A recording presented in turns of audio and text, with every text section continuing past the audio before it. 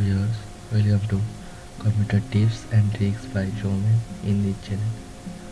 আজকে আমি আপনাদের দেখাবো কিভাবে কুইক অ্যাক্সেস থেকে বিভিন্ন ফাইল হাইড করতে হয়।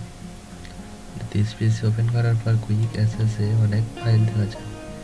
আজকের ভিডিওটার মাধ্যমে আপনারা জানতে পারবেন যে কীভাবে এই ফাইলগুলো আপনারা এখান থেকে সরাতে পারবেন। So guys, let's start the video.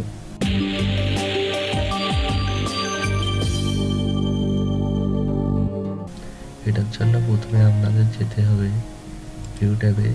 এখান থেকে এই অপশানটিতে ক্লিক করবেন। তারপর এখান থেকে টিক মার্কগুলো তুলে দেবেন। তারপর অ্যাপ্লাইতে ক্লিক করবেন। তারপর ওকেতে ক্লিক করবেন। এর মাধ্যমে আপনাদের এখানে যে ফোল্ডার এবং ফাইলগুলো আপনারা কিছুক্ষণ আগে ওপেন করেছিলেন সেগুলো আর আসবে না। আমাদের অনেক দরকারি ফাইল থাকে যেগুলো আমাদের সচরাচর দেখানো উচিত নয়, সেজন্যই আমরা এটি করে থাকি মূলত। ধন্যবাদ এতক্ষণ সাথে থাকার জন্য। পরবর্তী ভিডিওতে আমার সাথেই থাকবেন আশা করি। ধন্যবাদ।